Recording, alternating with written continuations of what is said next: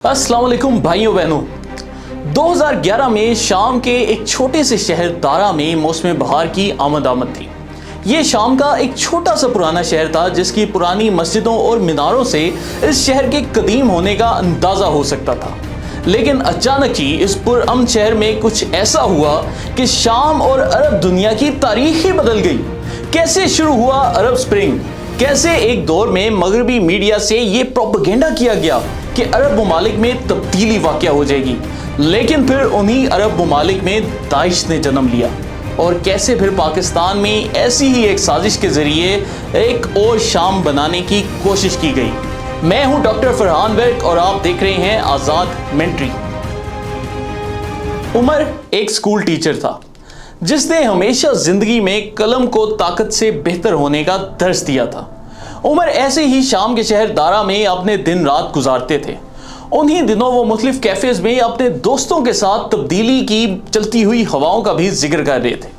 शाम में हकीमुल असद ने 1971 से लेकर 30 साल तक हुकूमत की और फिर उसके बाद सन 2000 में बशारुल असद की हुकूमत कायम हो गई और 2011 तक बशारुल असद का ही राज चल रहा था।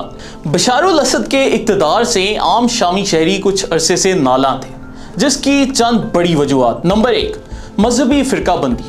बशारुल असद का ताल्लुक शिया अलावी मसलक से था जो कि शाम में अक़लियत में था। बशारुल असद पर इल्ज़ाम लगाए जा रहे थे कि इसने शाम में अलावी मसलक के लोगों को अहम सरकारी ओहदे दे दिए हैं। नंबर 2, मुल्क की मईशत एक जगह रुक गई थी। अमेरिका में 2008 के माशी बहरान ने अरब दुनिया को भी बहुत ज़्यादा मुतासिर किया था, जिसमें शाम भी शामिल था। और गुज़िश्ता चंद सालों से शाम उस लेवल की माशी तरक्की नहीं कर रहा था जैसी तरक्की की रफ्तार इससे कुछ अर्सा पहले थी। और नंबर 3, शाम के आलमी इत्तेहादी। बशारुल असद का कैंप ज़्यादा रूस और ईरान के साथ था, जिससे अमेरिका और सऊदी अरब परेशान थे और उनकी पूरी कोशिश यही थी कि किसी तरीके से शाम पर अपनी मर्जी की हुकूमत कायम कर दी जाए। चलें, यहाँ पर आपको एक बड़ा इंटरेस्टिंग फैक्ट बताते हैं कि 2017 में लिबनान के वज़ीर आज़म साद हरीरी सिर्फ एक सरकारी दौरे पर सऊदी अरब गए, लेकिन कुछ ही अरसे बाद अरब मीडिया पर उनकी एक ऐसी वीडियो आई जिसने लिबनान में भूचाल बर्पा कर दिया। हुआ यूं कि साद हुरैरी ने अपने वीडियो पैगाम में लिबनान में ईरान के बढ़ते हुए कदम देखकर बतौर वज़ीर आज़म इस्तीफा दे दिया। लिबनान के अवाम ने साद हुरैरी का इस्तीफा मानने से इनकार कर दिया क्योंकि ज़्यादातर अवाम की यही राय थी कि सऊदी अरब ने यह इस्तीफा उनसे जबरन लिखवाया है। बाद में फ्रांसीसी सदर इस मामले में शामिल हुए और फिर सऊदी अरब से साद हुरैरी लिबनान वापस आए और हैरानकुन तौर पर अपना इस्तीफा भी वापस ले लिया और फिर वो बतौर वज़ीर आज़म 2020 तक अपनी जिम्मेदारियां सरअंजाम देते रहे। ये मिसाल देने का मकसद आपको ये समझाना था कि अरब ममालिक में ईरान और सऊदी अरब की किस कदर मुदाखलत होती है और यही मुदाखलत फिर शाम में भी मौजूद थी, जिसकी वजह से शाम की अवाम को तेज़ी से मजहबी बुनियादों पर तकसीम किया जा रहा। हम इस कहानी से थोड़ा आगे निकल आए हैं, लेकिन अब वहीं वापस चलते हैं शाम के शहर दारा पर, जहाँ पर उमर अपनी यही इनकलाबी बातें अपने शागिर्दों को बताया करते थे और उनके शागिर्द भी उनकी इन बातों से मुतासिर होकर आहिस्ता आहिस्ता शाम में भी इनकलाब के ख्वाहिशमंद बन गए। और एक दिन उमर के ऐसे ही कुछ शागिर्द सामने आए और शहर की दीवार पर कुछ ऐसा लिख दिया जिसके नतीजे में शाम की सारी रियासती मशीनरी एक्टिव हो गई। ये अल्फाज थे कि हम इस रजीम का खात्मा चाहते हैं। इन अल्फाज के सोशल मीडिया पर आते ही पुलिस और रियासती फोर्सेस ने दारा के छोटे से शहर पर धावा बोल दिया और इन तालिब इल्मों को फौरी तौर पर गिरफ्तार कर लिया। कुछ ही देर में सोशल मीडिया पर तूफान मचना शुरू हो गया कि इन तालिब इल्मों पर शदीद टॉर्चर किया जा रहा है। एक जाली वीडियो भी वायरल हो गई जिसमें इन तालिब इल्मों के नाखून उखाड़े जा रहे थे और फिर अफवाह उड़ी कि इन तालिब इल्मों को कत्ल कर दिया गया है और इसके साथ ही दारा शहर में अवाम बाहर निकलने लगी। कुछ ही देर में वो उमर जो कि हमेशा अपने तालिब इल्मों को ताकत से ज़्यादा कलम के इस्तेमाल का दर्स देते थे, वो भी बाहर आ गए और फसादात का आगाज़ हो गया। शाम की हुकूमत बौखला गई और उन तालिब इल्मों को फौरी रिहा कर दिया गया। उन पर तशद्दुद का एक भी निशान मौजूद नहीं था, लेकिन अब बहुत देर हो चुकी थी। अवाम ने बशारुल असद से इस्तीफ़ा मांगना शुरू कर दिया और फिर ये आग तेज़ी से शाम में फैलने लगी। बशारुल असद ने इसको रोकने के लिए सख्ती दिखाई और जल्द ही मुजाहिरीन पर गोलियां चलनी शुरू हो गईं और फिर मुजाहिरे शिद्दत पकड़ने लगे। अगर 10 लोगों पर गोलियां चलती तो सोशल मीडिया पर हज़ारों लोगों को गोलियां मारने की खबरें चलने लगती। یہ حالات تیزی سے بے قابو ہو رہے تھے اور پھر مسلح تنظیمیں میدان میں آنا شروع ہو گئیں۔ لیکن یہاں ایک سوال اٹھتا ہے کہ کیا شام کی معیشت واقعی میں اتنی بری تھی؟ 2008 میں شام کی جی ڈی پی 218 ارب ڈالر تھی، اور اگر اس کو پاکستان کے مقابلے میں دیکھا جائے تو 2008 میں پاکستان کی جی ڈی پی 208 ارب ڈالر تھی۔ پھر 2009 میں شام کی جی ڈی پی بڑھ کر 224 ارب ڈالر تک چلی گئی۔ 2010 میں مزید بڑھ کر 252 ارب ڈالر، جبکہ پاکستان کی اس وقت جی ڈی پی صرف 196 ارب ڈالر تھی۔ اور پھر 2011 میں جیسے ہی فساد کا آغاز ہوا، شام کی جی ڈی پی ایک دم گر کر 67 ارب ڈالر پر چلی گئی۔ آج 10 سال بعد بھی شام کی جی ڈی پی 9 ارب ڈالر سے زیادہ نہیں۔ ان احتجاجوں کی وجہ سے آج شام کی معیشت اسی دور پر کھڑی ہے جہاں وہ 1980 میں کھڑی تھی۔ ذرا سوچیں کہ اگر 2011 میں وہاں پر عرب سپرنگ نہ آتا تو آج یہ ملک شاید عرب دنیا کی دوسری یا تیسری سپر پاور ضرور ہوتا۔ لیکن انقلاب کے مثبت اثرات بھی تو ہوتے ہیں نا۔ شام کے انقلاب میں ایسا کیا ہوا کہ پورا ملک تباہ ہو گیا؟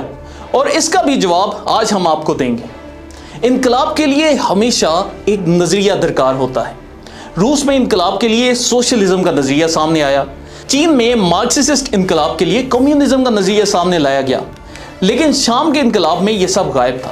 شام میں تقسیم تھی، کچھ لوگ بشار الاسد حکومت سے تنگ تھے، کچھ لوگ فرقہ وارانہ نظریہ رکھتے تھے، کچھ لوگ جمہوریت چاہتے تھے، کچھ سعودی اور ایرانی وفادار تھے، کچھ لوگ ویسے ہی سسٹم سے تنگ تھے، لیکن انہیں یہ علم نہیں تھا کہ اگلا سسٹم کیا ہوگا۔ مختلف لیڈر موجود ہوتے ہوئے بھی عوام کو یہ سمجھ نہیں آ رہی تھی کہ اگر انقلاب آیا تو اس کا مقصد کیا ہوگا، ہم نے حاصل کیا کرنا ہے۔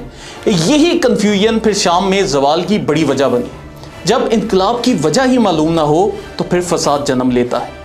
شام ان فسادات کے دوران تیزی سے تقسیم ہونے لگا اور بشار الاسد کے ہاتھ سے اہم شامی علاقوں کا کنٹرول بھی چھننے لگا۔ بشار الاسد کا کنٹرول صرف مرکزی شام کے کچھ شہروں تک محدود رہ گیا۔ شمال اور جنوبی شام کا ایک بڑا حصہ داعش کے ہاتھ میں، جبکہ ادلب کا پورا صوبہ النصرہ فرنٹ کے ہاتھ میں چلا گیا تھا۔ شام کی تقسیم کے ساتھ ہی 5 بڑی دہشت گرد تنظیموں نے بھی جنم لیا، کیونکہ ریاست کا کنٹرول عملاً ختم ہو چکا تھا۔ نمبر 1 داعش، جو کہ جلد ہی پوری دنیا میں خوف کی بڑی علامت بن گئی۔ نمبر 2 جبہت النصرہ، جو کہ بعد میں حیات التحریر کے نام سے شام میں سامنے آئی۔ نمبر 3 احرار الشام، جو کہ سعودی عرب کا ایک حامی مسلح گروہ بنا۔ اور پھر یہاں سے ہی داعش خراسان نے بھی جنم لیا، جو کہ آج بھی پاکستان میں دہشت گردی کے واقعات میں ملوث رہتی ہے۔ وہی شامی عوام جو کہ اس انقلاب میں ایک امید تلاش کر رہے تھے کہ انہیں جمہوریت اور مزید ترقی ملے گی، انہیں خوراک کے لالے پڑ گئے۔ ہر روز گولہ باری اور بارود سے ان کا سامنا ہوتا۔ بڑی تعداد میں شامی عوام اب شام چھوڑ کر سمندر کی لہروں سے فرار ہونے لگی۔